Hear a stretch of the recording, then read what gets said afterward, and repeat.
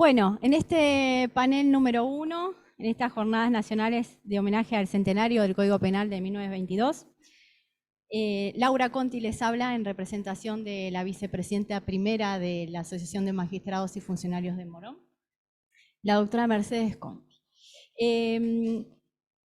En primer término, nos va a acompañar el doctor Luis María Bunge Campos, abogado, doctor de la Universidad, obviamente, doctor en Derecho de la Universidad de Buenos Aires, con tesis calificada sobresaliente y recomendada al Premio Facultad.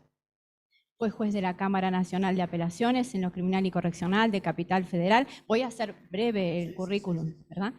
Fiscal en lo criminal a cargo de la Fiscalía Nacional de Instrucción número 30, fue consejero de la Magistratura de la Nación hasta el 2010, presidente del Consejo de la Magistratura de la Nación, miembro de la Comisión Iberoamericana de Ética Judicial, tan importante para nosotros los magistrados, miembro del Grupo Mundial de Expertos para Iniciativa de Integridad Judicial de la International Bar Association, profesor adjunto regular de Derecho Penal de la Universidad de Buenos Aires, de otras universidades también, como la de Belgrano, la UAI, profesor visitante también de la Academia de la Magistratura de Perú, de Sevilla, de otras en actividades de posgrado de otras universidades. Doctor, bienvenido, tiene la palabra.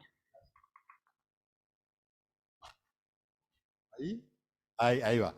Bueno, el tiempo es muy ajustado, así que yo tenía que agradecer, desde ya agradezco estar aquí, se lo tengo que agradecer a la Asociación Internacional de Derecho Penal, que es quien me propuso, en nombre de su presidente, mi querido amigo Javier de Luca, y desde ya al señor Phelps. A lo mejor ninguno de ustedes sabe quién es el señor Phelps. El señor Phelps es el personaje de Misión Imposible, que le encargan las misiones imposibles, que viene a ser el Chango de Rocha, ¿viste? Que siempre se hace cargo de misiones imposibles, ¿no? Así que bueno, desde ahora, para mí sos el señor Phelps. Bueno, hablar de historia, después de lo que dijo Raúl Zaffaroni, a mí me da como vergüenza, pero vamos a tratar de superar el trance. Yo voy a decir dos o tres cositas de Moreno, porque de Moreno es un personaje muy interesante. Moreno, cuando fue candidato a gobernador por primera vez en la provincia de Buenos Aires en 1920, fue candidato 2 o 3 veces, comenzaba sus discursos diciendo: somos conservadores, no reaccionarios. Es un personaje curioso, es un tipo que estaba a favor, que hizo leyes de IPF, por ejemplo, las primeras leyes de IPF las hizo él. Era muy petizo, medía unos 65, era muy flaquito, diabético, perdido. Le sacaron un riñón en un momento de su vida, murió relativamente joven. Solterón, se casó 6 años antes de morir. Pero es un tipo interesante, es un tipo muy interesante. Yo quiero puntualizar algunos detalles para que entendamos algunas cosas.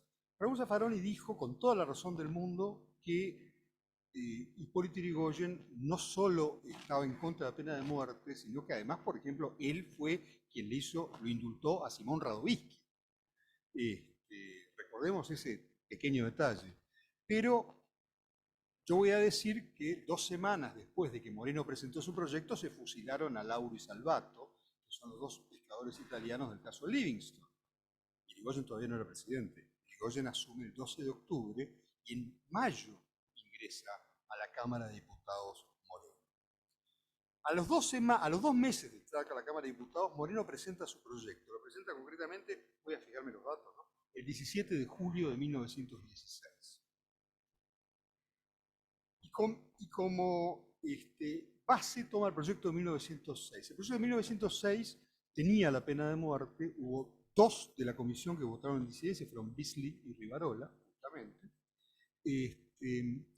pero traía algunas novedades en materia de política criminal. La primera novedad que traía era la condena de uso condicional y la segunda la libertad condicional.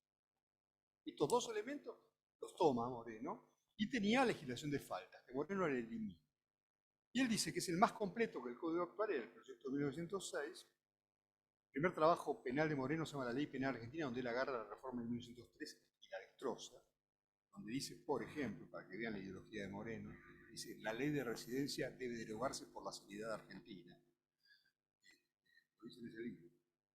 Y él dice: no pretendo ninguna originalidad. Acepto el proyecto de 1906, pero hace una serie de reformas. Son 12 que él las detalla, yo no las voy a decir 2. abolición de la pena de muerte, que no estaba, el proyecto de 1906 contenía la pena de muerte, y eliminación de todo el capítulo de faltas. Simultáneamente a que Moreno presente su proyecto, un diputado radical llamado Delfor del Valle presenta un proyecto sobre cheques sin fondo. Otro diputado radical que se llamaba Jerónimo del Barco presenta su proyecto sobre legislación carcelaria y un socialista presenta su proyecto para derogar la ley de residencia y la espantosa ley de defensa social de 1910, probablemente la peor ley de la historia argentina. Comienza, cuando presenta su proyecto Moreno, comienza diciendo estas palabras en los fundamentos. Nuestra legislación penal es diversa, desordenada y contradictoria. No sé qué podríamos decir hoy, creo que son los 3 adjetivos más felices que se podían encontrar. Diversa, desordenada y contradictoria. Así arranca Moreno con su trabajo. Él es cierto que Moreno era opositor. También es cierto que fue un opositor muy particular, porque fue un feroz opositor de Irigoyen, pero al mismo tiempo hizo cosas como Irigoyen asumió el 12 de octubre y mandó su proyecto de presupuesto. La mayoría, que todavía estaba en manos de la oposición, no le daba quórum. Y Moreno presenta un proyecto de resolución diciendo que autoricen al presidente de la Cámara a mantener el quórum por la fuerza pública. O sea, cerrar las puertas para que no salga ningún diputado y tratar con la policía a los diputados para que hagan quórum. Yo no sé si alguno se animaría a hacerlo hoy, pero él dice que el gobierno necesita una ley de presupuesto. Hoy se está discutiendo en la Cámara de Diputados de presupuesto, ya que estamos en eso. En esa época, Moreno tiene una gran admiración por Rivarola, pero consulta fundamentalmente a 3 personas, que son Octavio González Roura, Tomás Jofré y Julio Herrera. Él tiene una comunicación constante con Herrera, y Herrera influye mucho en este proceso. En esa época, las sesiones ordinarias transcurrían entre el 1 de mayo y el 30 de septiembre. ¿No? 29 y 30 de septiembre se legislaba a lo loco, y esto lo criticaron todos. Bueno, el Código Civil salió un 29 de septiembre, les cuento. El Código de 29 de septiembre de 1869 sobre tablas y a libro cerrado. Por eso tuvieron que sacar después 2 leyes de fe de rata porque es un desastre lo que había. Pero bueno. Y acá viene, el 20 de septiembre de 1916, Moreno presenta un proyecto diciendo necesitamos que se haga una comisión para estudiar todos los proyectos que se han presentado de reformas penales, que eran el del Código Penal, el de Jerónimo del Barco de legación carcelaria, el de Delfor del Valle de cheques sin fondo y el de Antonio de Tomaso de derogación de la ley de residencia y de la ley social. Esto es aprobado sobre tablas y se forma la comisión especial, que se llamó Comisión de Legislación Penal y Carcelaria, que trabajó realmente de una forma impresionante. Presidente Rodolfo Moreno, secretario el socialista Antonio de Tomaso e integrantes de Delfor del Valle y Jerónimo del Barco. Los 2 amigos de Irigoyen que mencionó Raúl en su intervención. El trabajo de la comisión es gigantesco. Es realmente una de las buenas cosas que tenemos en nuestro Código Penal es que hay 2 libros, el que sacó la Cámara de Diputados y el que sacó el Senado, con todos los dictámenes, con todas las opiniones, con lo cual tenemos una fuente inagotable. Yo leo lo que escribió Moreno. Se redactó primero el texto del proyecto, que fue antes de ser sometido a la comisión cuidadosamente examinado con el doctor de Tomaso, que era el secretario de la comisión, que era socialista. Consulté especialmente al doctor Julio Herrera, que siendo senador al discutirse la ley de reformas planteó la disidencia recordada y que escribió después para corroborar sus opiniones en el libro de la reforma penal, examinando y criticando el proyecto de 1906. El doctor Herrera trabajó conmigo y me hizo atinadas observaciones. Consulté también con el doctor Octavio González Roura, camarista del crimen, con el doctor Tomás Jofré y otros, y tuvimos en cuenta las respuestas de la encuesta. La encuesta es una tarea increíble. La Comisión de Legislación Penal y Carcelaria, recientemente creada, manda en consulta, ya veremos en qué consisten las consultas, a todos los jueces, todos los fiscales, todos los defensores y los profesores de Derecho Penal una serie de preguntas. Las preguntas son, y esto lo manda el 7 de octubre de 1916. Todavía no había asumido Hipólito Yrigoyen. El proyecto lo presenta el 17 de julio, ya el 7 de octubre, fuera en sesión, ya no había sesiones ordinarias que habían terminado el 30 de septiembre, porque el proyecto Moreno, cuando presenta ese proyecto, dice: nosotros queremos seguir trabajando aunque terminen las ordinarias. Y siguen trabajando. Es realmente impresionante cómo trabajaron. Bueno, legislación de faltas, primera pregunta. ¿Se debe incorporar al Código Penal que son faltas? Pena de muerte. ¿Debe mantenerse la pena de muerte? Responsabilidad de menores. Individualización de las penas. ¿Deben reducirse o no el mínimo de todas las penas, que es lo que hace? Y si conviene dar a los jueces amplias facultades para fijar las penas. Reparación de perjuicios. ¿Conviene o no fijarlas?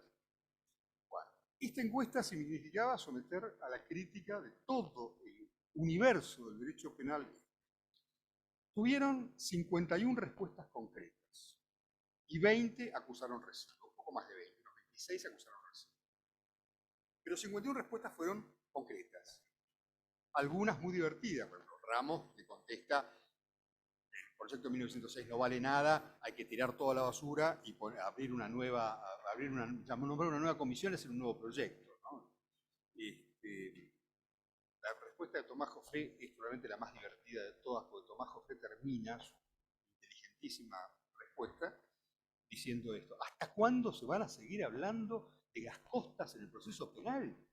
Leo en los diarios, dice, había sido el caso del descuartizado de los Lagos de Palermo, el condenado se llama Ernst. Dice: leo en los diarios que el juez está calculando cuánto costó desagotar el lago de Palermo para cargárselo en la condena en costas al pobre Ernst, que no tiene un peso. Joffre era un tipo muy interesante, además de eso, historiador. ¿Quiénes se pronunciaron en favor de la pena? De los 51 tipos que contestan la respuesta, saquemos al costado a Ramos, porque Ramos no contestó nada, solo 5 se manifiestan en favor del mantenimiento de la pena. Vamos a esclacharlo, porque para eso estamos. Manuel Carrillo, juez federal de Rosario, si hay algún pariente que me perdone. Jorge Coll, este es un caso aparte. Fiscal, en ese momento fiscal en lo criminal y correccional, se manifestó a favor de mantener, dijo: soy partidario de mantenerla en la forma en que lo establece el proyecto de la comisión. La intimidación de esta pena es un fenómeno psicológico de eficacia innegable. Esto dice Coll. Ahora bien, Coll, en 1933, cuando el Senado aprobó la pena de muerte por el caso de Abel Ayerza, en el diario de la prensa del 16 de junio de 1933 publicó un artículo titulado "La pena más antigua con el método más moderno", porque era la electrocución, y se manifestó de un modo contundente contrario a la pena de muerte. Se cruzó el Jordán y cambió, y en el proyecto Coll Gómez no hay pena de muerte.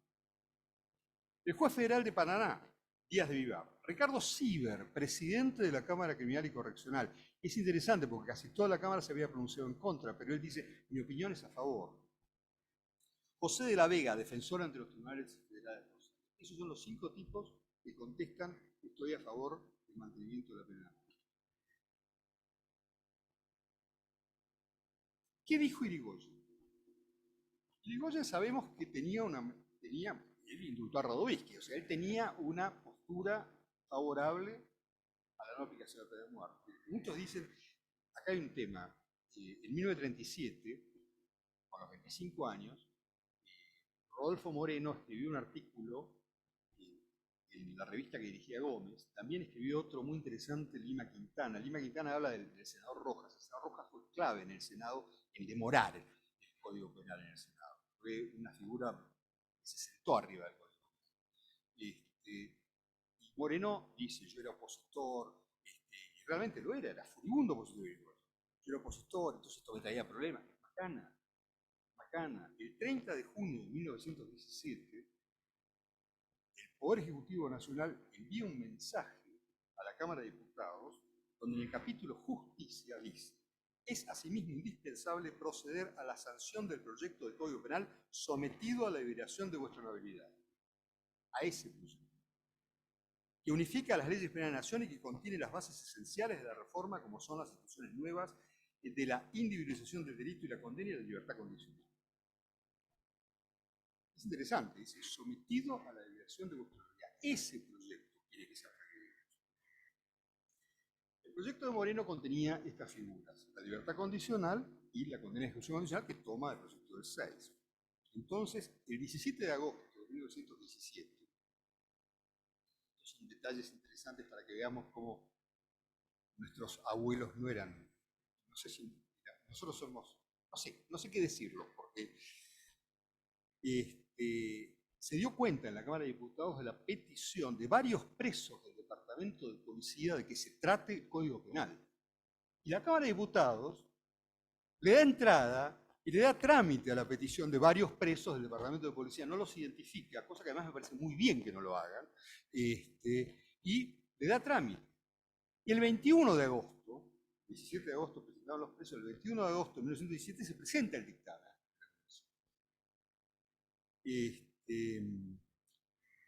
Rodolfo Moreno hace el discurso informante, el presidente de la comisión, discurso que fue calificado por Federico Pinedo, el abuelo del ahora, como magnífico. Carlos Melo dijo, vamos a tener... Se aprobó en general sin ninguna voz discordante. Esta es la parte más divertida para mí de la sanción del Código Penal. Un Código Penal que abolía la pena de muerte, se aprobó en general sin ninguna discusión. Cuando se llegó el momento de discutir en particular, 9 oradores hablaron del duelo. Era de lo único que se habló, porque los socialistas se oponían al delito, a que haya un delito especial de duelo, y ellos querían que esto fuera lesiones o homicidio. Entonces, hay 9 oradores de la bancada socialista, respuestas que tienen. Obviamente, Moreno fue el único que se cayó la boca porque Moreno se batió muchas veces a duelo, y otros con Ollanardo. Cuando llega al Senado, la Comisión de Códigos recién emite 2 dictámenes. El primer dictamen lo emite en 1919. Y la demora dicen que se debió al fallecimiento de Rojas, que murió en el 1918. Ahora Rojas había dicho que había que rechazar ese proyecto, que había que adoptar el proyecto de 1906 íntegro con pena de muerte incluida. Joaquín B. González propuso en la sesión del 26 de septiembre del 19 que se publique el proyecto. De ahí sale el libro La Reforma Penal en el Senado. Con lo cual tenemos la ventaja de que el dictamen sería el orden del día, creo que era 63 de 2017, que tiene todas las opiniones, que tiene toda la encuesta, todo, está publicado y se compra barato, digamos, hay muchas ediciones dando vueltas, y la reforma penal en el Senado también está publicada. O sea, que tenemos realmente un acceso directo que es muy conveniente. Y dice que se publique con la nota de Rojas, con todas las discusiones que se van a hacer. Y se publica el trabajo. Comienza con esta expresión. La reforma de nuestra legislación penal no puede postergarse un instante más. Mentira, esperaron 2 años más. Pero comienza con esa afirmación. El primer informe de la Comisión de Códigos decía que la pena de muerte debe rechazarse en absoluto, palabras textuales del En el segundo dictamen proponía su mantenimiento. Y acá viene a jugar un personaje bastante nefasto de la historia argentina, que es Leopoldo Melo. Leopoldo Melo, no casualmente, fue el ministro de Interior que presentó el proyecto con pena de muerte en 1933. Son esas cosas. Anécdota aparte, perdón, esto es de Patria Chica. Leopoldo Melo es la primera persona que se murió en Pinamar, en enero de 1950. El primer muerto pinamarense es Leopoldo Melo.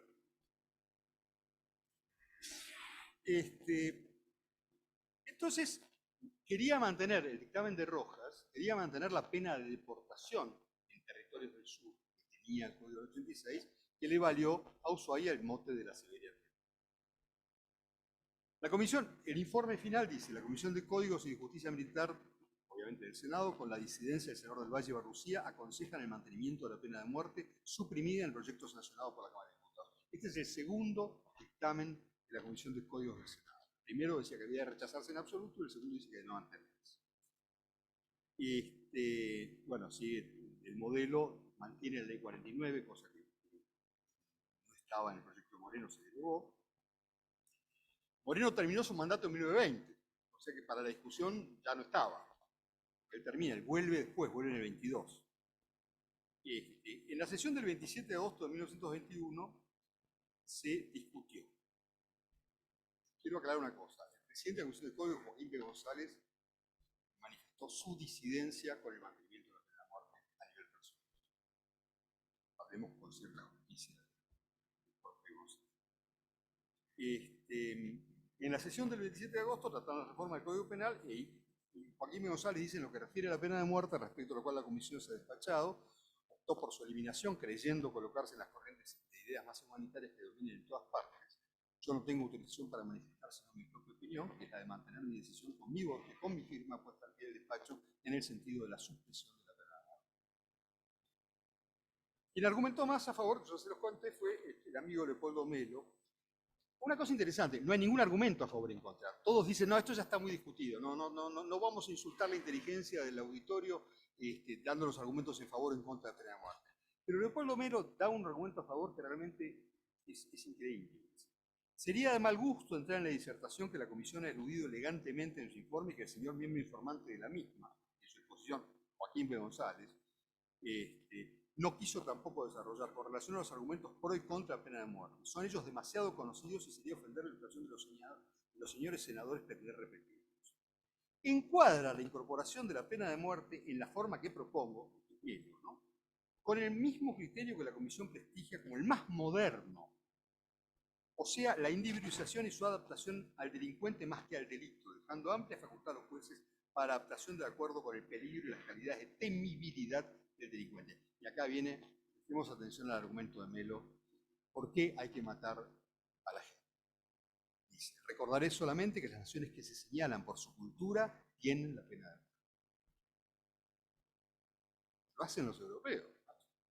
Entonces dice, ¿no?, así la vemos en el Código Penal alemán vigente, en el proyecto del nuevo código, existe en Inglaterra, en la mayoría de los estados de la Unión Americana, de manera que nosotros no colocaremos nuestra ley en un pie de inferioridad. Es genial, ¿verdad? Es genial, es genial. Somos unos indios porque no matamos a la gente. Y reconoció que Rivarola era de indiscutible versación y se oponía a la pena de muerte. Y él mantiene la Ley de Defensa Social de 1910. La nefasta ley que fue originada por un atentado en el Colón, un atentado anarquista en el Colón, sus autores se llamaban Iván Romanov y Salvador Denuncio. Y ahí es terrible esa ley. Llega el 23 de septiembre, las sesiones ordinarias terminaban el 30 a diputados, y Roberto Parri, es el diputado radical, acepta casi todas las reformas del Senado y cuando llega la pena de muerte dice no. Vuelta al Senado para discutir la pena de muerte. ¿Qué hace el Senado? El Senado, por 2/3, vota el mantenimiento de la pena de muerte. Vuelve a la Cámara de Diputados 30 de septiembre de 1921 y la Cámara de Diputados por unanimidad rechaza la reforma del Senado y se rechaza la pena de muerte. Y así se aprueba la ley 11.179 que sanciona nuestro primer Código Penal. Nuestro Código Penal, lamentablemente, no está vigente. Entró en vigencia a fin de abril de 1922. Bueno, esta es la pequeña historia de cómo se sancionó el Código Penal.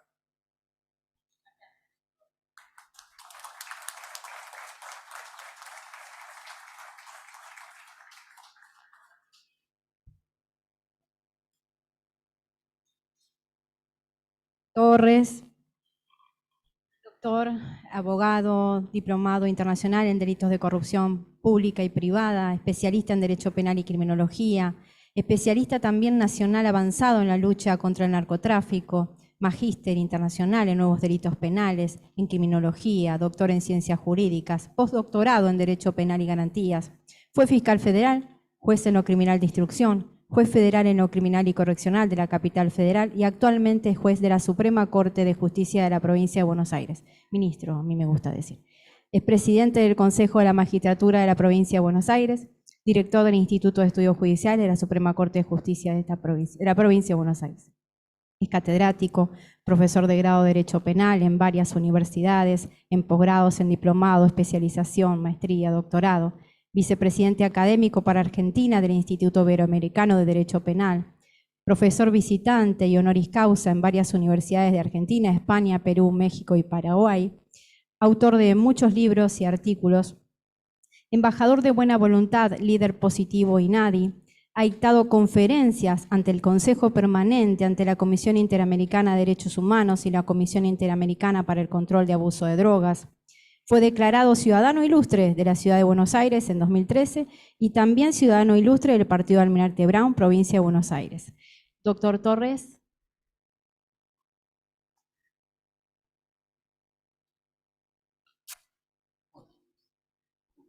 Gracias por la presentación, gracias por la invitación, gracias. Es un gran momento, una oportunidad de encontrarnos. Hacía mucho que no nos veíamos, amigos y amigas.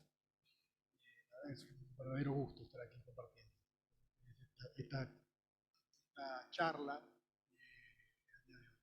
También tenemos hijas de amigos, ya como las nuevas generaciones que vienen y lo bien que hacen.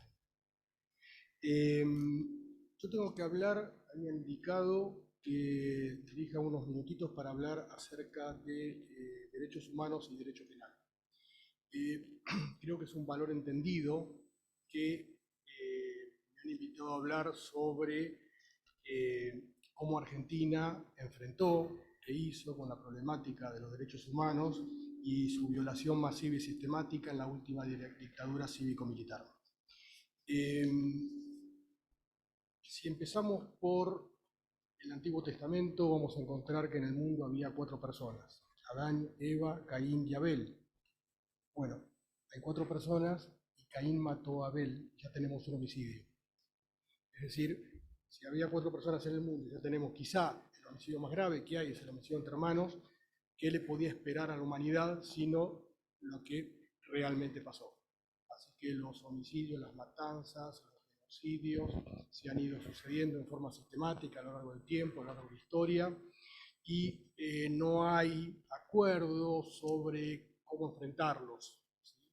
Se han creado tribunales especiales, tribunales internacionales, juicios extraordinarios, se han planteado incluso comisiones varias, indultos, amnistías, olvido y hasta negación. Son distintas formas que los estados han enfrentado esto. Argentina eligió la justicia.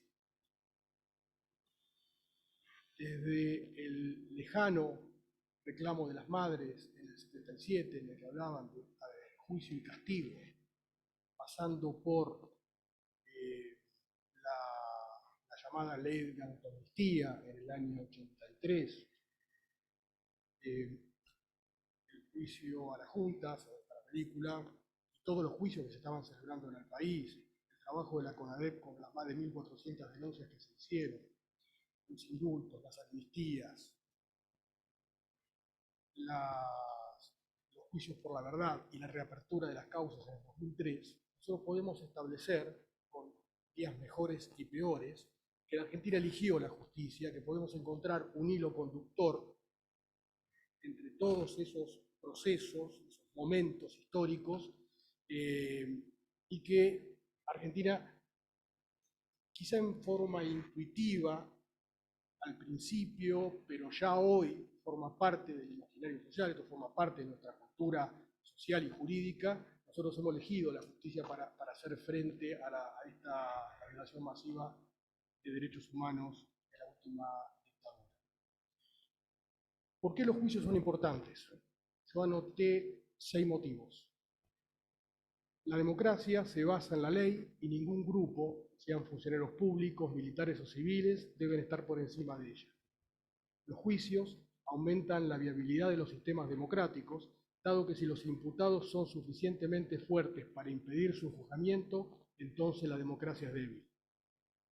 Sirven además como medio para descubrir la verdad, y los juicios son necesarios para fortalecer el sentido de responsabilidad de los funcionarios del Estado en particular y de toda la sociedad en general. Por otra parte, los juicios son necesarios para afirmar la supremacía de los valores éticos, morales y jurídicos de una sociedad.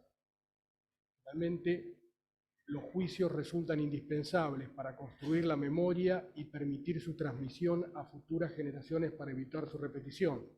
Y además, permiten, a través de sus procesos narrativos, dar la palabra y visibilizar a las víctimas.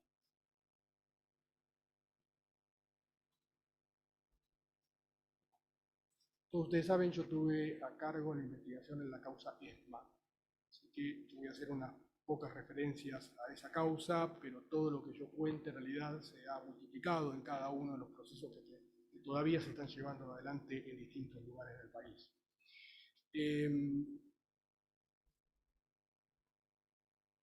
La particularidad que tiene ESMA, que tiene víctimas de 21 países. Todas las víctimas podemos contar extranjeros en esa cantidad. Con lo cual, en esa causa se han realizado numerosas actividades en el extranjero y con vínculos con embajadas y ministerios de relaciones exteriores de otros países. Y aquí, cuando se habla de enseñanzas, desafíos, muchas de las enseñanzas surgen de este tipo de actividades. Algunas pueden parecer raras, pueden parecer novedosas, pero es algo que se ha ido realizando en este tipo de juicios. Por ejemplo, tomar declaraciones utilizando esta ficción de la soberanía en las embajadas, en el exterior. Después nos hemos constituido en el lugar y hemos aplicado la ley argentina tomando declaraciones testimoniales, que después fueron validadas en los juicios orales. Es más, nosotros llegamos a tomar una declaración indagatoria, con el abogado presente, por supuesto, y el fiscal, con todas las partes, y eso tuvo validez y después se reprodujo en un juicio oral. Solo como un dato, y esto tiene que ver con el valor institucional que tiene el proceso de verdad, memoria y justicia que se está llevando aquí adelante en Argentina, yo fui a la CIDH y firmé un convenio con ellos, un protocolo, en el que por primera vez en la historia la CIDH abrió sus archivos a un juez nacional. Una prueba que en forma sistemática se había denegado, y bueno, no solamente me habilitaron, sino que además tuvimos que redactar un protocolo porque no existía, así que tuvimos que escribir, aparte de traernos la documentación y acceder a los archivos, tuvimos que establecer cómo manejar esa información para preservar sobre todo la identidad, domicilio de las víctimas. Otra de las enseñanzas, que a su vez es desafío, es qué hacer con los lugares donde ocurrieron estos hechos. Todos sabemos que todos estos lugares han sido lugares donde se ha reprimido, donde se ha torturado, son todos lugares hoy identificados y señalados. Pero más allá de eso, es importante señalar que en la causa ESMA no solamente se preservó el lugar, el sitio histórico, sino que además se logró su unidad, se lo mantuvo como una unidad, a pesar que en algún momento se decidió romper, por ejemplo, se las rejas, cosas. Lo cierto es que se mantuvo el sitio histórico mediante medidas de no innovar, y además se estableció incluso un museo, visitados, un museo sitio, que tiene además la particularidad que, como es todavía prueba judicial, nada está adherido. Es algo que en cualquier momento es desarmable en cuestión de minutos. Es una cosa muy interesante desde el punto de vista museológico. Pero nada, contarles esto, que además la preservación de este lugar hoy día está en trámite ante la UNESCO como declaración de un edificio histórico de preservación mundial de la memoria. Además, hemos trabajado, muchos jueces, con el equipo de antropología forense, y además se han incorporado numerosas pruebas, entre ellas, valga el comentario, la prueba como registro histórico. ESMA fue la primera causa que se digitalizó. Entonces la causa no solamente cumple una finalidad jurisdiccional, sino que además funciona como registro de la memoria. De hecho, el museo sitio está conformado únicamente por testimonios que surgen de las causas judiciales. Ahora, ¿cuál es la principal característica o aquello que distingue este proceso de justicia de otros? Tiene dos situaciones. Una tiene que ver con las características propias de este proceso y otro tiene que ver, vamos a mencionar. El primer aspecto tiene que ver cuáles son las características. Bueno, este proceso tiene 5 características que, unidas, hacen que este proceso sea único en la historia.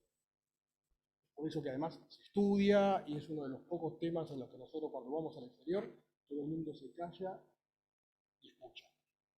En otros lados nos retan, nos tratan de adolescentes. Bueno, en este caso no. ¿Y cuáles son? Es la primera vez que estos 5, como dije antes, están juntos. En este proceso no hay selección de hechos. En este proceso no hay selección de imputados. Se investigan todos los que cumplieron las órdenes y los que las dieron. En este proceso no se han creado estructuras especiales, judiciales. En este proceso se utilizan los mismos jueces que había. A mí la causa ESMA me tocó por sorteo. En estas lógicas de la burocracia judicial que todos conocemos, sortean las causas del día y me las traen. La falsificación de documentos y ESMA. Y valía 1. ESMA a mayo del 19 tenía 1.200 cuerpos y más de 1.000 incidencias. Nada, para marcar la magnitud de lo que es una mega causa de verdad, ¿no? Una causa que nos va a trascender a todos nosotros. Y además, se utiliza el mismo código penal y el mismo código procesal que para cualquier otra causa. Estas 5 características, el mismo código, las mismas leyes, las mismas estructuras, los mismos jueces, todos los imputados y todos los hechos, hacen que este proceso sea un proceso integral.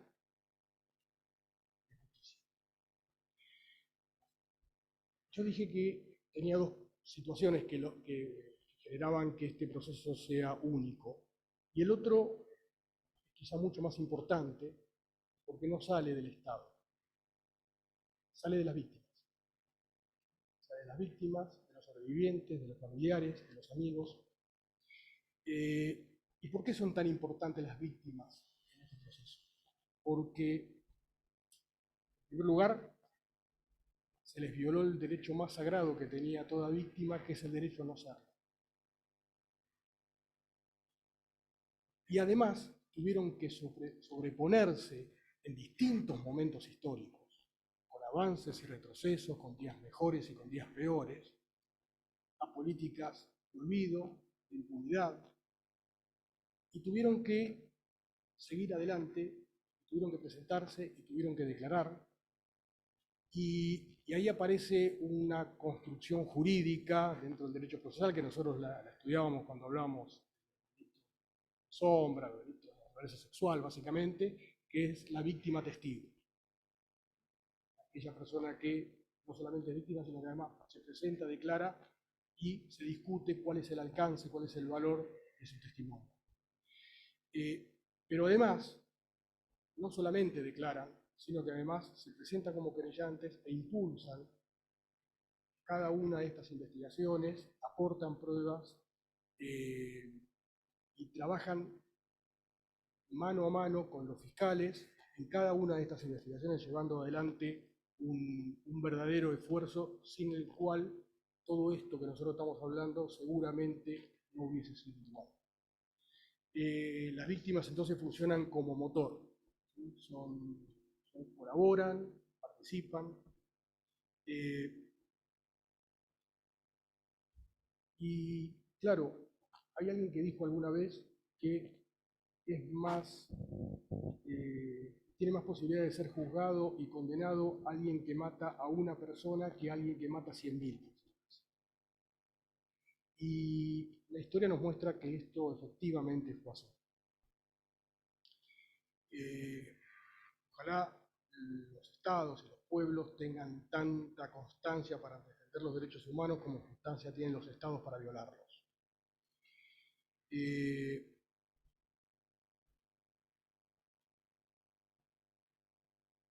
Con lo cual, no quiero pasarme del tiempo. Nada, una anécdota de tipo personal. Yo me acuerdo cuando recibí la causa ESMA, le dije que vale 1, en el juzgado, venía con una hoja de archivo, estas hojas sucias, ¿no? Probablemente cosida, una de las tantas cosas que ya no existen, o casi ya no existen. Me dijeron que en algunos lados todavía se cose. Me pueden desmentir, pero lo cierto es que y vino el primer proveído, primera hoja, incorporando la causa al sistema, etcétera, cuestiones burocráticas iniciales de cualquier expediente. A mí me dio a pensar cómo funcionaba esto de la hoja vieja y la hoja nueva, así como la hoja nueva mostraba que había una oportunidad, que nosotros teníamos una oportunidad de escribir una nueva historia, un nuevo comienzo de esto, y es retomar. La última hoja era del año 87. Habían pasado muchos años en el medio, había mucho polvo en el medio, y sin embargo, la justicia para la vida en este caso se abrió camino a través de la hoja nueva.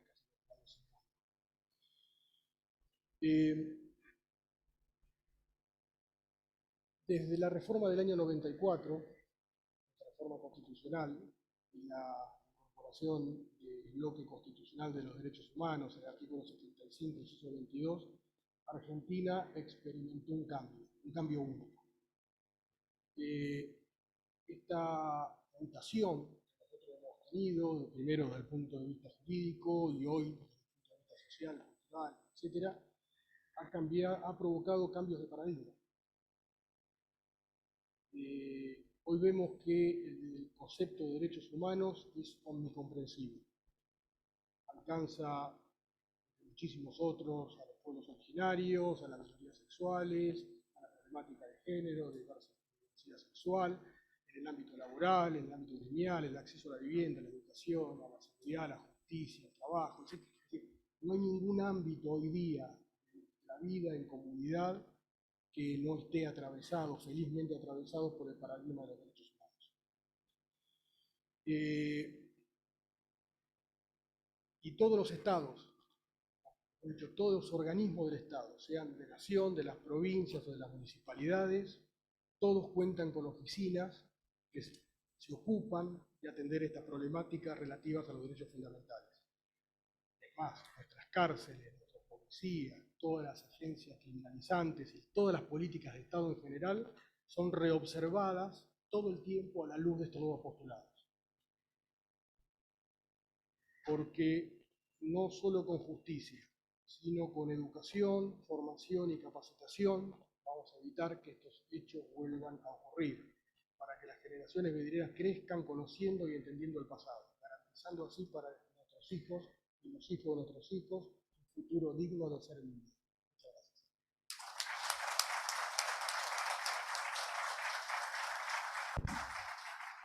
Muchas gracias, doctor. Bueno, nos estamos portando bien con el tiempo. Bien. Bien, la hora de presentar a la doctora Ida Tarditi. Es presidenta de la Asociación de Mujeres Juezas de Argentina y vocal del Tribunal Superior de Justicia de la provincia de Córdoba. Abogada egresada de la Facultad de Derecho y Ciencias Sociales de la Universidad Nacional de Córdoba, donde obtuvo el premio Universidad Mención Especial de la Promoción. También es doctora en Derecho y Ciencias Sociales, profesora adjunta en Derecho Penal 1, por concurso en la Universidad Nacional de Córdoba, participando también de actividades de posgrado en esa universidad y otras altas casas de estudio.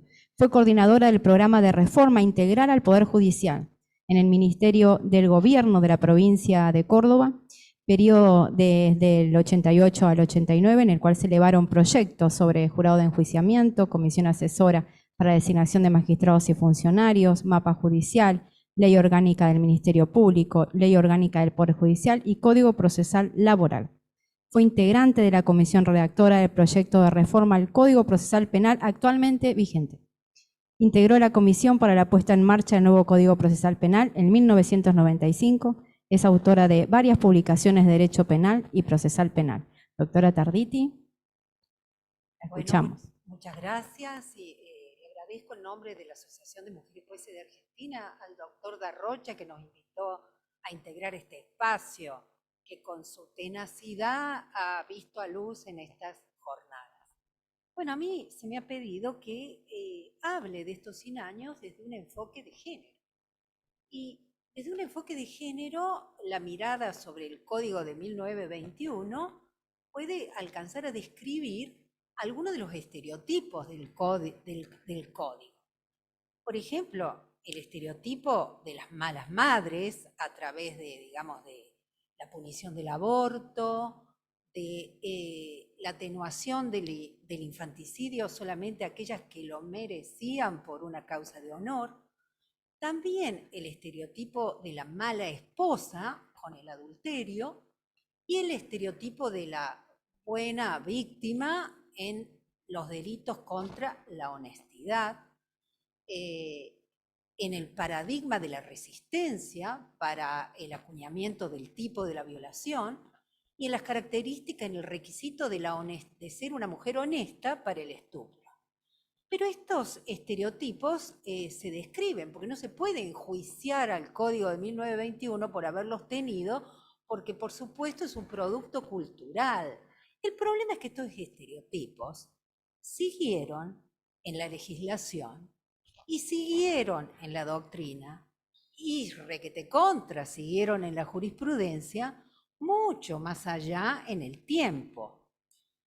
Estos estereotipos del Código 1921 son actualmente incompatibles con los instrumentos de los derechos humanos de las mujeres, tanto en el sistema interamericano como en el sistema internacional.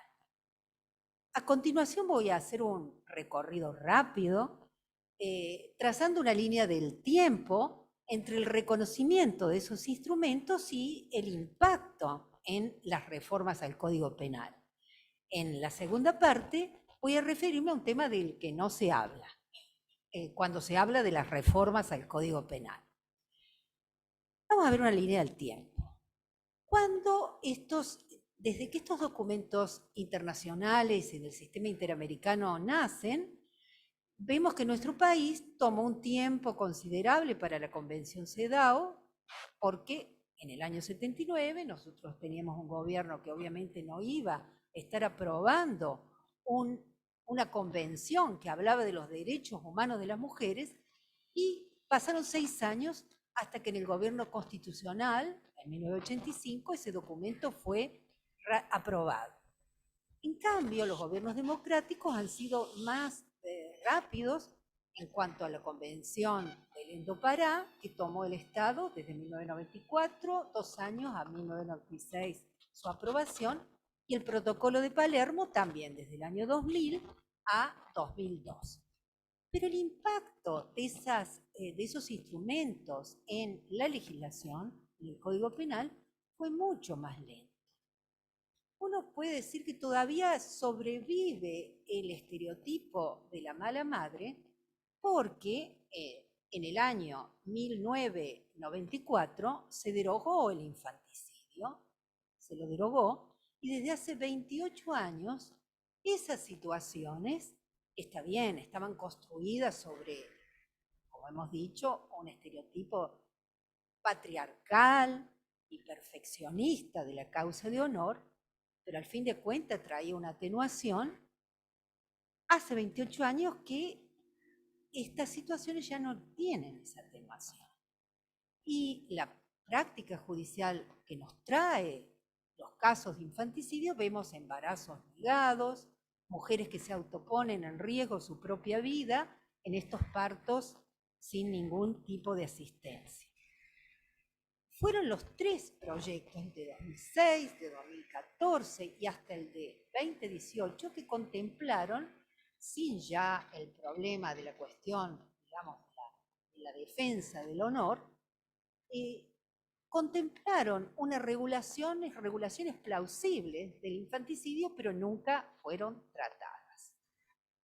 Otra reforma que tuvimos en el año 1995 fue la derogación del adulterio, pero los motivos que se esgrimieron no fueron muy diferentes a los de las discusiones durante los antecedentes y el debate parlamentario del Código de 1921.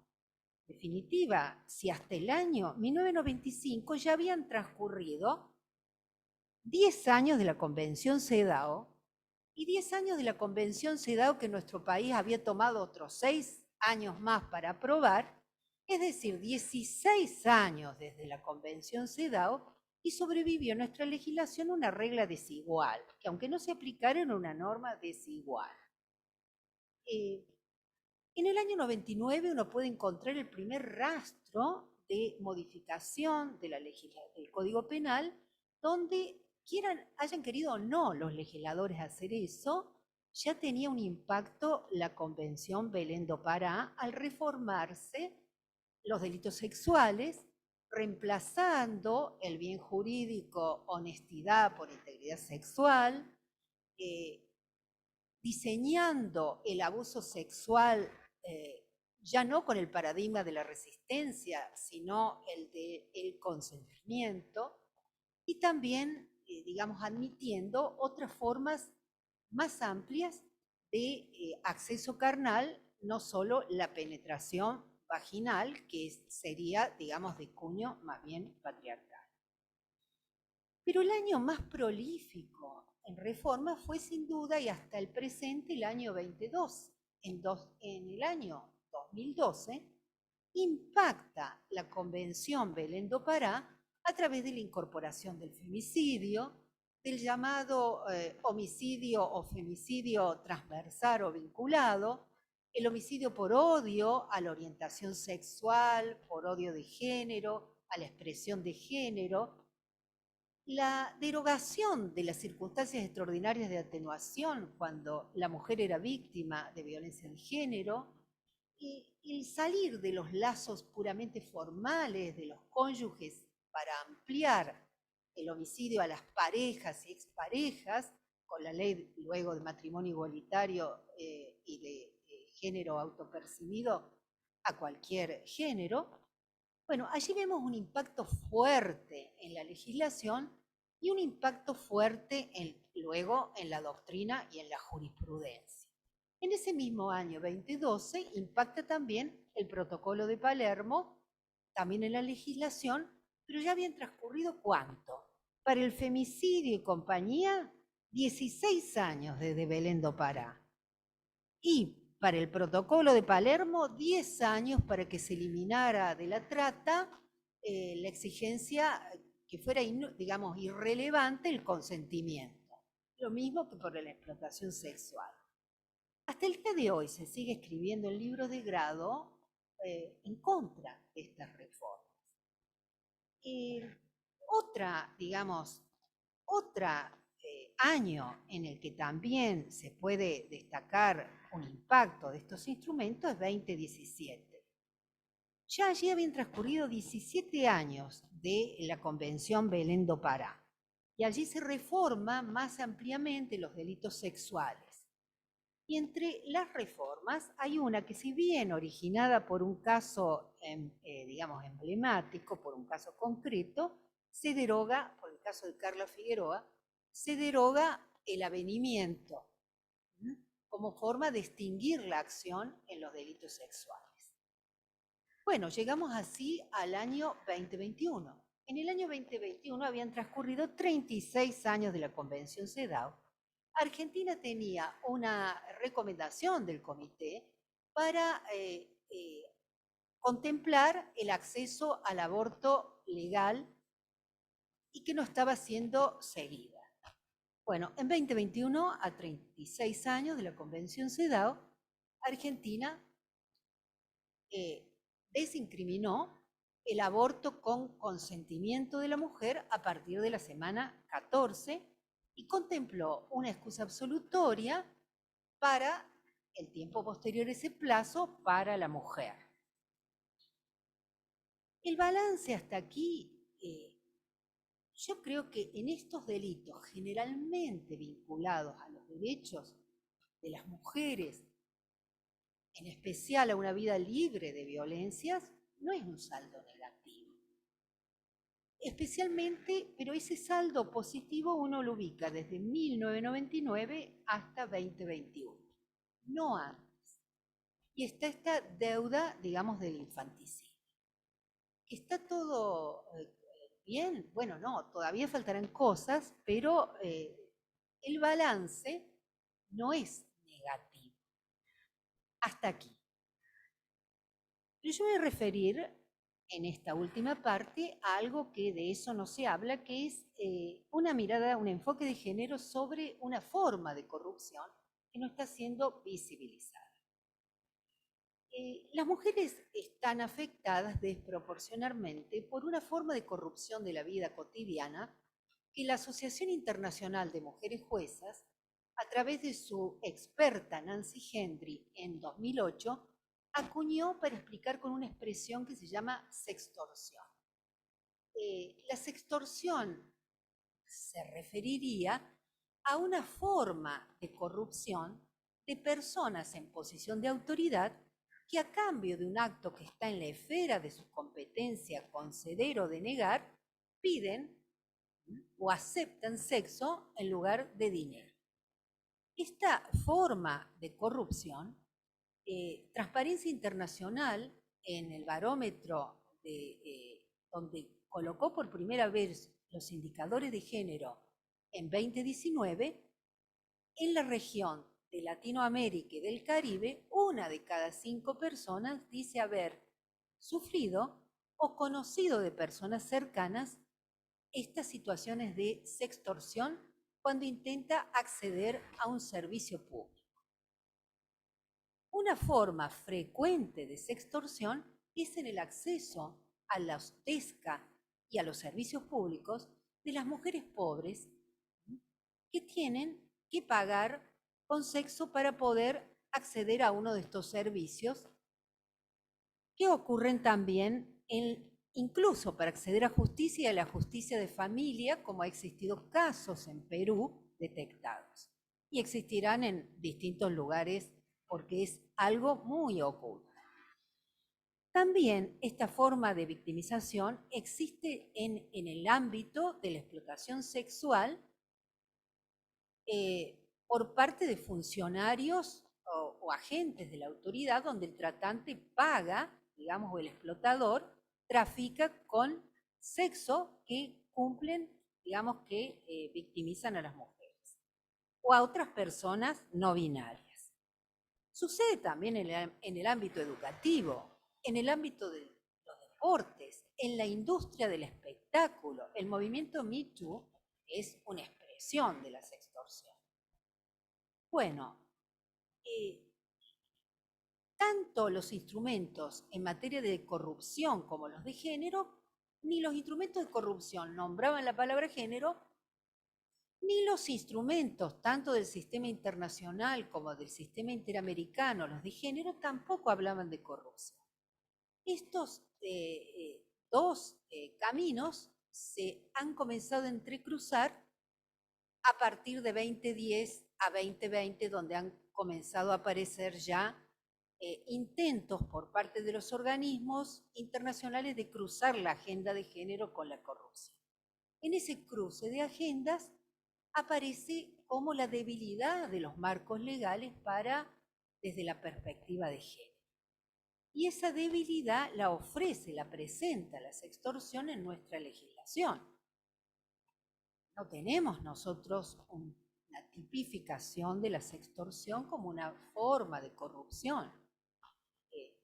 El sentido de las dádivas está discutido, la raiga genealogía de esos delitos es económica, financiera, no, y además dádiva o favor no son expresiones adecuadas para este tipo de corrupción.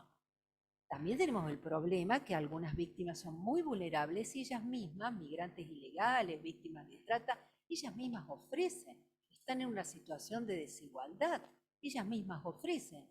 Y nosotros tenemos la punibilidad de los gobernantes. Entonces, ese sería un debate, porque de esto sí que no se habla. Bueno, con esto concluyo mi intervención. Muchas gracias.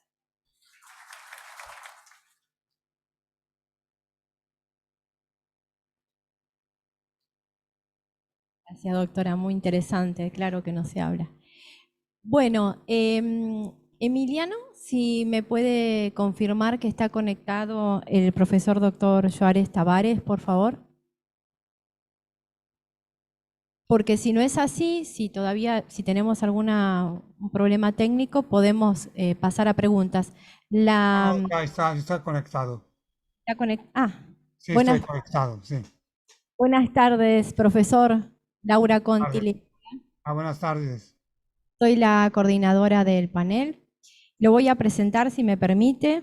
Sí. El doctor Juárez Tavares es postdoctor en Derecho Penal de la Universidad de Frankfurt am Main, Alemania, doctor en Derecho de varias universidades, varios doctorados, máster de la Universidad Federal de Río de Janeiro, posgrado en Derecho de la Universidad de Alemania, catedrático de Derecho Penal, profesor visitante en universidades de Alemania, Argentina, España, profesor honorario de Lima, Perú, profesor del Instituto de Criminología y Política Criminal en Curitiba, Brasil, profesor emérito de la Escuela de la Magistratura del Estado de Río de Janeiro. En cuanto a sus funciones públicas y otras actividades, fue subprocurador general de la República de Brasil, jubilado hoy, abogado y consultor, exmiembro de las comisiones de reforma de la legislación penal de Brasil, ex defensor público federal de Brasil. Tiene más de 24 libros publicados y algo muy destacable, 8 condecoraciones, 8 medallas que han distinguido al doctor. Bien, tiene 20 minutos, doctor, lo escuchamos, tiene la palabra. Muchas gracias. Saludo a los compañeros de mesa, también a Laura, Laura Conti, que está coordinando los trabajos. Y quiero en este momento también prestar homenaje a mi amigo y hermano Joaquín de la Rocha, que es una persona con quien disfruto de una amistad muy larga, muy importante en este contexto. Bueno, es para mí un honor estar aquí en estas jornadas argentinas. Y quiero confesar una cosa antes de empezar a hablar sobre derecho. Hubo una época en que hubo una cogitación de que Zaffaroni fuera candidato a la presidencia de la República de Argentina. Y yo le dije a Zaffaroni, incluso a Chango, bueno, si Zaffaroni es presidente de la República Argentina, no hay otro camino que naturalizarme argentino, porque no es posible que yo en mi vida no pueda disfrutar de vivir en un país cuyo presidente es Zaffaroni. Entonces, mi vinculación con Argentina es muy fuerte, a punto de tener ese deseo muy así ubicado en mi cabeza. Bueno, de acuerdo con Da Rocha, estuvimos estableciendo aquí un tema para esta conferencia, un tema que es relacionado al bien jurídico. Y es importante ese tema porque es interesante que la Constitución argentina, en su artículo 19, me ha hecho reflexionar de una manera diferenciada las cuestiones penales, porque desde esta redacción del artículo 19 de la Constitución argentina queda muy claro una necesidad de reestructurar la teoría del delito. ¿Por qué? Porque por una influencia muy grande de la dogmática penal alemana, nuestra doctrina latinoamericana se ha vuelto muy de justificación, una doctrina justificadora de los delitos de peligro abstracto. Y parece que, incluso hablé esto con Zaffaroni, y parece que con este artículo 19 de la Constitución argentina, me parece muy claro que los delitos de peligro abstracto son inconstitucionales. Y quisiera yo que Brasil tuviera también un artículo igual, para que aquí entonces se pudiera discutir por lo menos esta posibilidad de excluir de la legislación penal los delitos de peligro abstracto.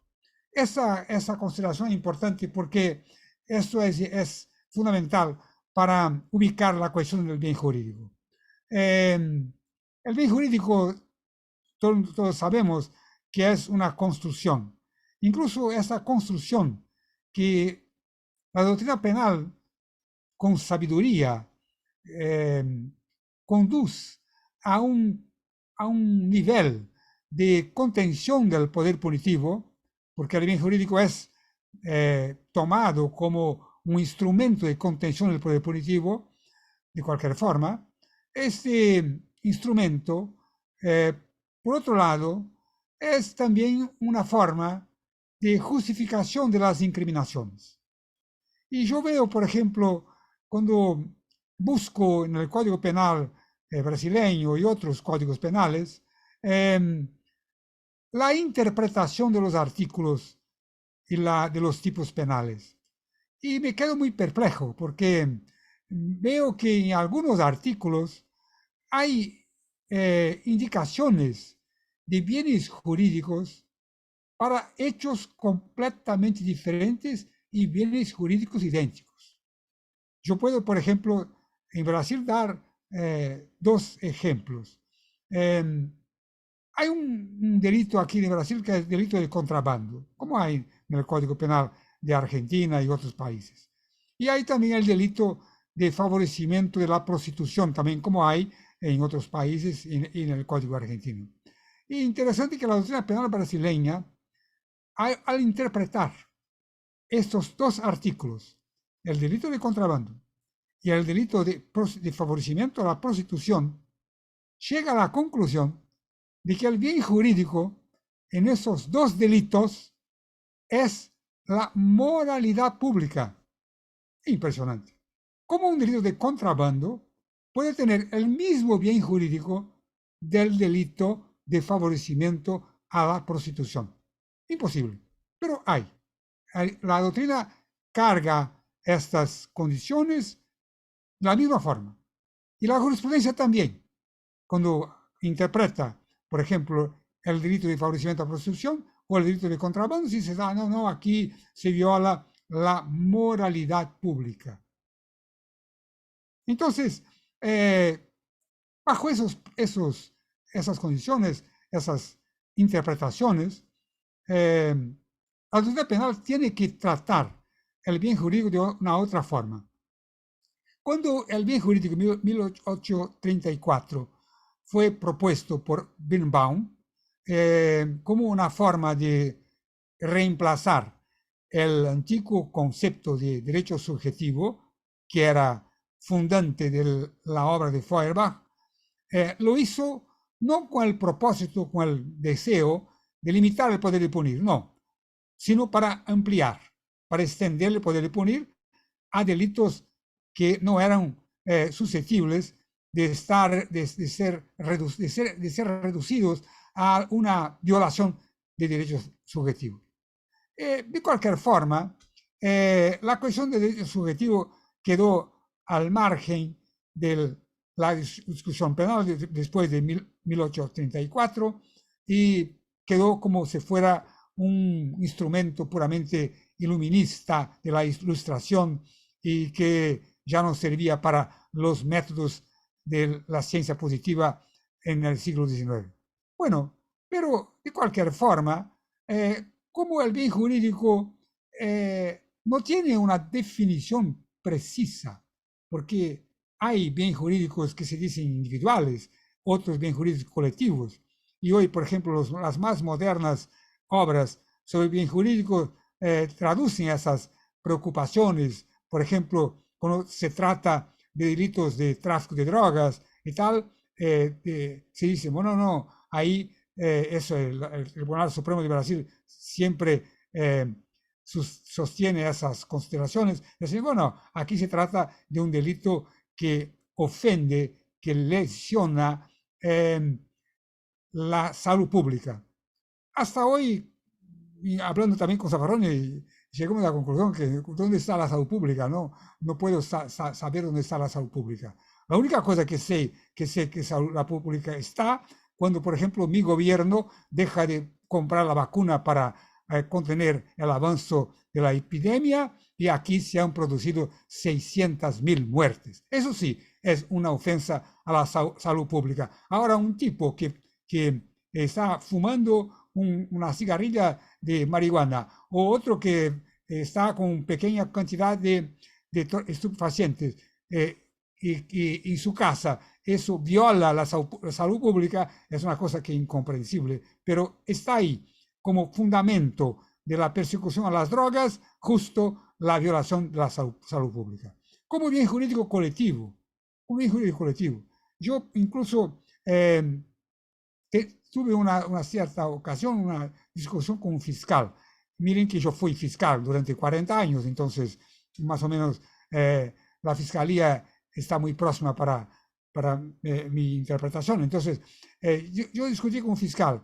Decía el fiscal, mira, el tipo que vende, por ejemplo, en la calle una droga, pone en peligro la salud pública de las personas que están alrededor, en la cercanía y tal. Y yo le preguntaba, ¿pone en peligro? ¿Por qué?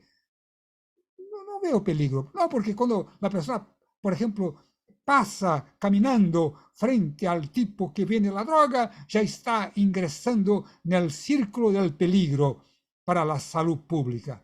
Yo no vi una cosa alucinante, una cosa que parece esquizofrénica, pero es alucinante cómo puede una persona ingresar en la zona del peligro cuando pasa frente a un tipo que vende drogas, aunque no le interese comprar la droga, nada. Entonces, esas cosas me han despertado una curiosidad. ¿Cómo es posible ecuacionar la cuestión del bien jurídico frente a esas cuestiones? Y yo paso, yo tengo una propuesta para hacer.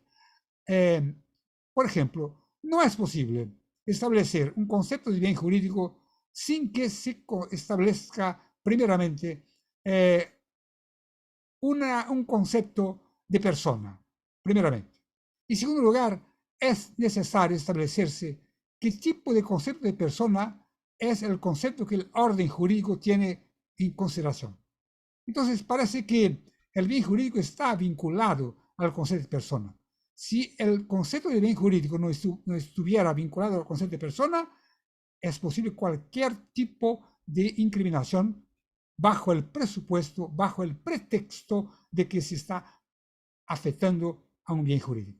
Porque es impresionante cómo se afectan los bienes jurídicos simbólicamente sin que se corresponda esa afectación a una alteración sensible de la realidad empírica. Es fundamental, entonces, que para se conceptuar un concepto de bien jurídico, para se establecer un concepto de bien jurídico, es fundamental un concepto de persona y es fundamental también tener en cuenta que no es posible caracterizar un bien jurídico si no es posible la demostración de una alteración de la realidad empírica. Cuando alguien mata a otra persona, hay una alteración de la realidad empírica, la muerte. La persona estaba viva y de repente muere. Pero cuando alguien camina por una vereda y pasa frente a un tipo que vende droga, decir que el tipo que vende droga está en ese momento realizando una alteración de la realidad empírica no es demostrable. Entonces, como no es demostrable, esa cuestión del bien jurídico salud pública es indemostrable. Si es indemostrable, no hay este bien jurídico. Entonces, la proposición que hago es que también es importante establecerse que el bien jurídico debe ser delimitado. ¿Y cómo se hace una delimitación del bien jurídico? Primeramente se hace restaurando el antiguo concepto de derecho subjetivo. Entonces, el derecho subjetivo puede llenar dos funciones en la teoría del delito en vinculación con la teoría del bien jurídico. Primera función, constituir elemento regulador del concepto de bien jurídico, de tal modo que ese concepto no se pueda desvincular de su naturaleza personalísima. O sea, no se pueda desvincular el bien jurídico de la propia persona humana. En segundo lugar, reemplazar también el propio bien jurídico cuando la intervención estatal sobre la libertad individual manipule los datos de la realidad para consecución de intereses políticos, lo que torna absolutamente en plano de incertidumbre los límites del lícito y del ilícito. Por ejemplo, eso ocurre en incriminaciones relacionadas a los denominados bienes jurídicos colectivos. En esos dos casos, el derecho subjetivo se afigura como de alta relevancia, porque será un elemento que puede desnudar la legitimidad de la propia incriminación. Pero la lesión de derecho subjetivo corresponde a un ideal de justicia propio de la Ilustración. Y con eso, por este concepto, se busca alejar el derecho penal de la noción del estado de tutela. Como dice Zaffaroni, hay un estado de tutela que se impone a nosotros en Latinoamérica. Claro, desde siempre somos aquí el receptáculo de esas políticas incriminadoras del primer mundo.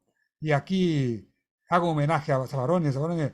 Yo he traducido un libro reciente ahora de Zaffaroni sobre la cuestión penal y en que él muestra de forma extraordinaria. Yo creo que Zaffaroni es el más grande intelectual de América Latina y realmente muestra de manera extraordinaria que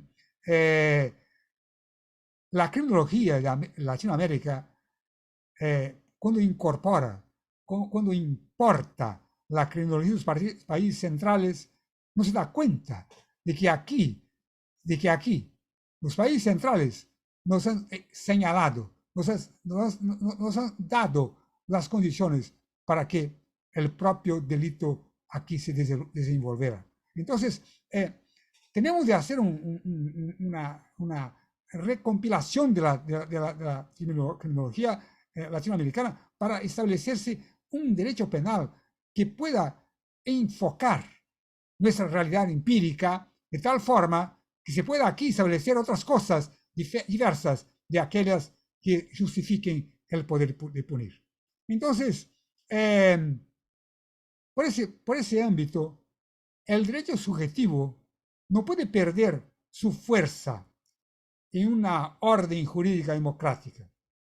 Incluso porque por su intermedio es que se libera a la persona humana de preceptos morales difusos. El empleo del concepto de derecho subjetivo sirve además para emprestar al propio bien jurídico un concepto crítico y limitativo.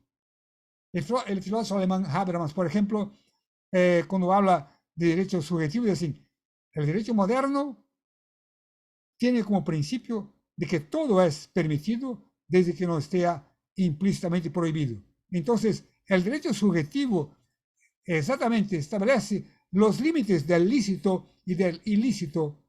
El derecho subjetivo está implicado para establecer el concepto de una persona humana como centro del orden jurídico. Entonces, justo en esta línea, la criminalización, pienso, de una conducta debe tener siempre como presupuesto, como una lesión con un peligro concreto de lesión de bien jurídico. Y por eso que digo que el Código, a la Constitución Argentina, el artículo 19 de la Constitución Argentina, me ha forzado a una reflexión más grande de la dogmática penal que hasta entonces yo, antes de la Constituinte de Santa Fe, yo tuviera sobre el derecho penal. Porque a partir de ahí, creo que debemos reformar la dogmática penal. ¿Por qué reformar? Porque es interesante observar que la norma jurídica no es una norma que sea dotada apenas de una característica de criminalizar conductas. La norma jurídica también tiene que ser comprendida como un instrumento de comunicación con la colectividad, con las personas humanas. Y como instrumento de comunicación, la norma jurídica debe establecer preceptos muy nítidos y establecer incluso que solo es posible caracterizarse un delito cuando la conducta produzca una afectación de la realidad empírica, o sea, cuando produzca una alteración de la realidad empírica. Esa alteración no puede ser presumida, no puede ser una alteración presunta, hay que ser una alteración concreta. Entonces, la exigencia de una fórmula de un peligro concreto al bien jurídico y no de un estado de simples amenazas constituye, según pienso, la columna maestra de una teoría crítica del delito, la cual no se debe preocupar de legitimar la intervención penal, sino en trazar límites precisos y rigurosos a su ejecución. Entonces, aunque el legislador utilice incriminaciones en fórmulas de peligro abstracto, esas incriminaciones deben ser revistas por los tribunales para declarar a las incriminaciones inconstitucionales, y hay fórmulas para hacer eso, incluso reduciendo el texto legislativo a punto de establecer una exigencia de que esta incriminación solo sea posible cuando efectivamente implique una alteración sensible de la realidad empírica. Interesante observar que la demostración de una alteración de la realidad empírica es hecha por medio de un análisis del hecho en torno de resultados concretos producidos por la conducta, lo que caracteriza los delitos de daño al bien jurídico. Por otro lado, también es posible una verificación de peligro, pero el peligro hay que ser analizado bajo un juicio de probabilidad. Y cuando se evalúa la conducta humana frente a un juicio de probabilidad, será preciso acentuar que ese criterio solo puede ser aplicado cuando desprovisto de cualquier juicio subjetivo. Aquí en Brasil, por ejemplo, quedó muy nítida esta cuestión de la probabilidad, por ejemplo, cuando se quiso establecer en los procesos políticos contra el expresidente Lula el famoso teorema de Bayes, de que la probabilidad se podría establecer, se podría extraer de un juicio puramente subjetivo, lo que conduce a un estado de creencia, una sala de creencia. Entonces, estaba muy nítido cuando el juez que ha condenado el expresidente Lula dice: no tengo prueba de nada, pero tengo una convicción de que es culpable. Entonces, la convicción de que es culpable es una creencia que no se ajusta al principio de la probabilidad. Entonces, la probabilidad está a indicar que el criterio que ahí se produce en la orden jurídica es un criterio puramente objetivo. Es indispensable que en esta evaluación se procese por juicios globales. Juicios globales ex ante, por un criterio objetivo, y ex post incluso, por una observación acerca de cómo se ha desarrollado concretamente la relación de causalidad entre la conducta y el resultado. Una vez que el resultado que afecta al bien jurídico debe ser evaluado de esta forma, se elimina el efecto simbólico de la incriminación y, consecuentemente, se vuelven imprestables los argumentos basados en meras presunciones. Incluso se eliminan las creencias basadas en el senso común. Entonces, los delitos de peligro abstracto, que prescinden de un análisis de la conducta frente a efectos concretos, representan de verdad una forma de creencia del legislador en cuanto a esos efectos. Entonces, es importante acentuar que la alteración sensible de la realidad, que se da con la lesión o con el peligro concreto de lesión del bien jurídico, es lo que fundamenta el sentido de la norma jurídica como norma de orientación de conducta, y por la cual se podrán delimitar los contornos del ilícito penal. A medida que se fornezcan a los destinatarios de la norma los datos concretos relativos al resultado de su actuación, mediante indicadores referenciales sensibles, se podrá edificar un sistema de su propia protección. Entonces, para que las incriminaciones puedan ser tratadas en consonancia con orden constitucional, tal como el artículo 19 de la Constitución argentina, es necesario que se superen su sentido puramente simbólico y se integren en un sistema real de protección de la persona. La norma jurídica, por tanto, en ese contexto, no es una norma predominantemente criminalizadora, sino una norma predominantemente protectiva de la persona humana. Entonces, por esos aspectos, se puede establecer que la elección de bien jurídico no puede ser reemplazada por una supuesta criminalización de comportamiento. Strattenwerter, el gran penalista alemán, decía que se justifica, por ejemplo, un delito por criminalización de simple comportamiento. Eso incluso justificaría los llamados delitos de acumulación. Pero en ese punto, la criminalización, esta forma fuese válida, la criminalización implicaría un grave retroceso, porque iría a legitimar cualquier norma de derecho penal autoritario. Entonces, parece que con esas contribuciones puedo aquí intentar formular un concepto de bien jurídico, un concepto que pueda servir para delimitar el poder de punir. Y creo que esa es la finalidad precisa de la doctrina penal, porque la doctrina penal no tiene la finalidad de delimitar el poder de punir. No sirve para nada. Porque justificar se justifica con cualquier cosa.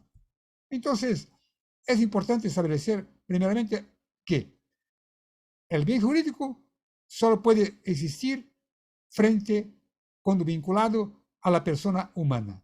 No importa, bueno, se habla, pero hay el bien jurídico contra el Estado y, por ejemplo, la administración de justicia, que son bienes jurídicos colectivos. No, son bienes jurídicos de intereses colectivos, pero son bienes jurídicos que están vinculados a la persona. La administración de la justicia no sirve para nada si no sirve para la persona. ¿Qué sirve la administración de justicia? El Estado no sirve para nada si no es un instrumento para la protección de la persona. Entonces, el bien jurídico, en verdad, constituye un fundamento de la persona. Entonces, la elección del Estado constituye una etapa de violación del bien jurídico personal. La persona no puede ser vista como un objeto isolado del cosmos. Una vez cuando estaba yo en Alemania, salí con un profesor alemán para hacer un viaje. Y era invierno. Y ahí, en determinado momento, había necesidad de poner cadenas en las llantas. Entonces bajamos y él abrió ahí el coche por detrás y tal, y sacó unas cadenas, y esas cadenas fuimos a poner en las llantas. Era complicado poner la cadena en las llantas.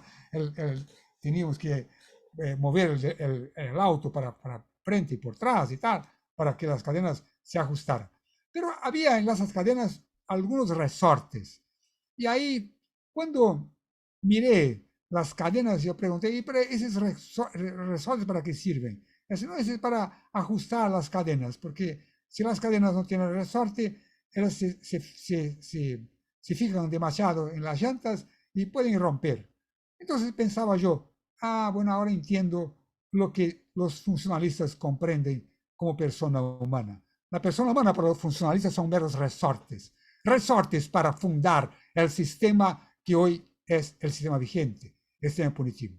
Entonces, sirven para eso, para conducir el sistema conforme el deseo del poder de turno.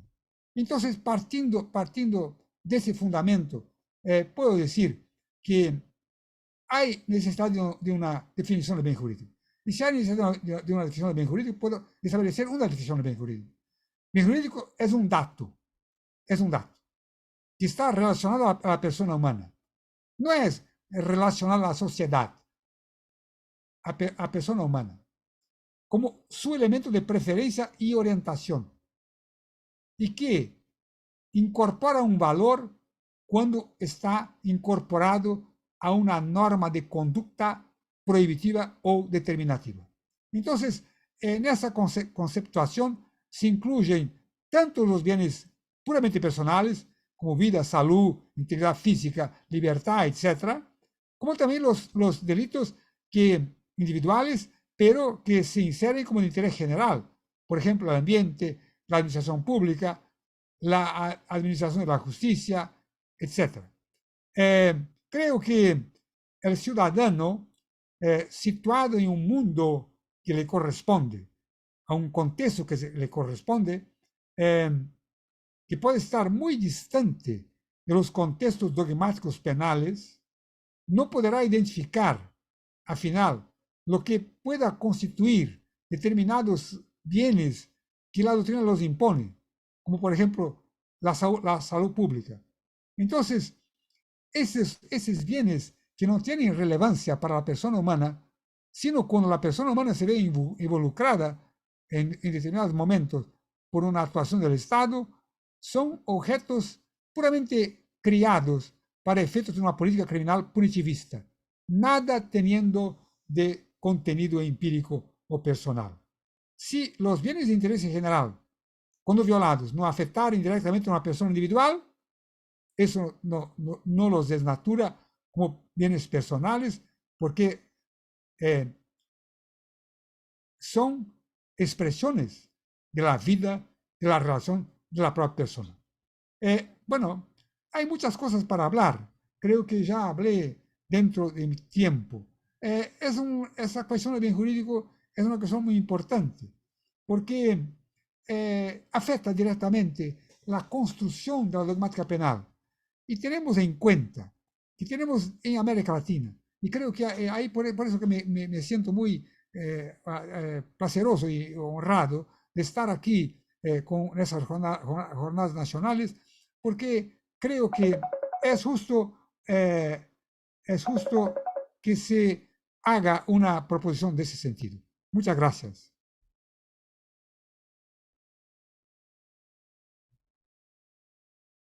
Doctor Joaes Tavares. Bien, le agradezco mucho a los expositores, doctores, que nos precedieron brillantemente y damos por concluido este primer panel. Muchas gracias.